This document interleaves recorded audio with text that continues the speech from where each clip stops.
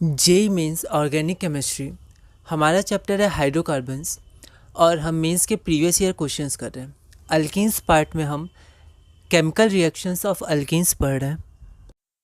बहुत ही ब्रीफ में हम रिएक्शंस देख रहे हैं और आगे बढ़ रहे हैं।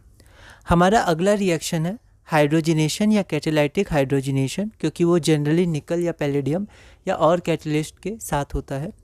और हाइड्रोजिनेशन ऑफ अल्कीन्स इसका पहला क्वेश्चन, और ऐसे हमारा क्वेश्चन नंबर 65 है, which of the following compounds produces N optically inactive compound on hydrogenation. तो यहाँ पर आपके पास 4 गिवन कंपाउंड्स हैं, इनका हाइड्रोजिनेशन किया गया। ठीक है, हाइड्रोजिनेशन मतलब सिंपली डबल बॉन्ड में H और H ऐड हो जाएगा। ठीक है, जिसके कारण आपका एक अल्केन बन जाएगा। तो ये 2020 में ये क्वेश्चन आया था। यहाँ पर आपका डबल बॉन्ड इस पोजीशन पे है। ठीक है, तो एक बार आप इस क्वेश्चन को ट्राई करिए कि इसमें से कौन सा कंपाउंड ऑप्टिकली इनएक्टिव होगा, हाइड्रोजिनेशन के बाद पूछा गया है। ठीक है, 2020 का क्वेश्चन है, एक बार आप इसे ट्राई करिए, फिर हम आगे बढ़ते हैं। तो यहाँ पर जब हाइड्रोजिनेशन होगा तो यहाँ पर जो ये हमारे पास डबल बॉन्ड था वो हट जाएगा, तो ऐसा हो जाएगा।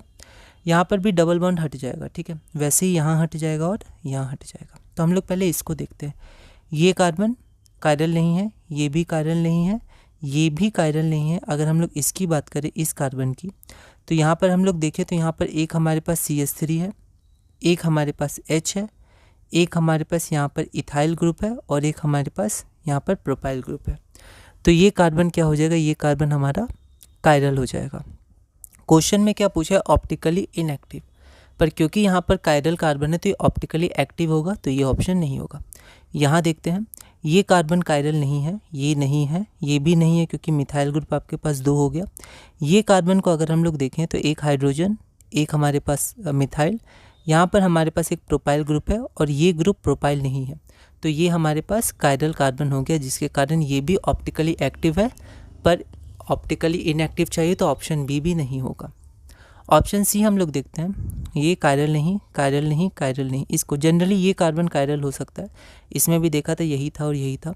यहाँ पर एक हाइड्रोजन, एक हमारे पास ये CH3, यहाँ पर प्रोपाइल ग्रुप, और ये प्रोपाइल नहीं है क्योंकि यहाँ पर हमारे पास ब्रांचिंग आ गई एक, तो ये कार्बन हमारा कायरल है, तो ये भी नहीं होगा, तो ऑप्शन डी ही होगा आंसर। पर फिर भी हम लोग एक बार इसको देख लेते हैं। यहाँ देखिए, ये तो डबल बॉन्ड हट गया, तो इसको हटा देते हैं। ठीक है, अब यहाँ देखिए, कायरल नहीं, कायरल नहीं, ये कायरल नहीं, ये कायरल नहीं, ऐसे नहीं। अगर ये कायरल नहीं हुआ तो यही आंसर हो जाएगा। तो देखते हैं, हाइड्रोजन अलग ग्रुप, CH3 अलग ग्रुप, पर इसके संग ये 2 ग्रुप है, ये देखिए, ये सिमेट्रिकल ग्रुप है, सेम ग्रुप है, तो ये कायरल नहीं है। जबकि ABC में ये वाले कार्बन्स कायरल थे, तो ये कायरल नहीं है, और कोई कार्बन कायरल नहीं, ये भी कायरल नहीं है। तो ऑप्शन डी में कोई कायरल कार्बन नहीं है, जिसके कारण ये ऑप्टिकली इनएक्टिव हो जाएगा। और क्वेश्चन क्या पूछा है, ऑप्टिकली इनएक्टिव कंपाउंड, तो हमारा आंसर क्या हो जाएगा, आंसर डी हो जाएगा। तो ये हमारा हो जाएगा answer D, optically inactive and no chiral center. अगला क्वेश्चन है क्वेश्चन नंबर 66, इसको ध्यान से पढ़िएगा, अच्छा क्वेश्चन है, थोड़ा लैंग्वेज क्वेश्चन है।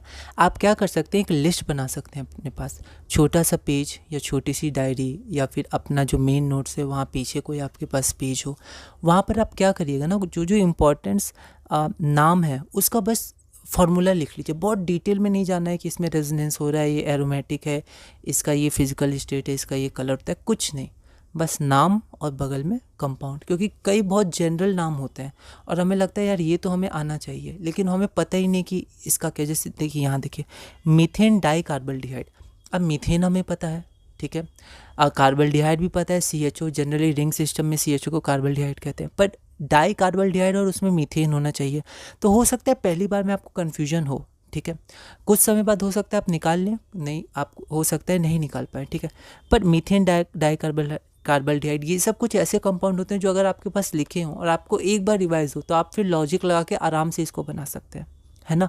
तो ऐसे कई सारे कंपाउंड्स आते हैं, कुछ नए आते हैं और कुछ के नाम सिमिलर होते हैं, पर हम फिर भी स्ट्रक्चर नहीं बना पाते या गलत बना लेते हैं, ठीक है।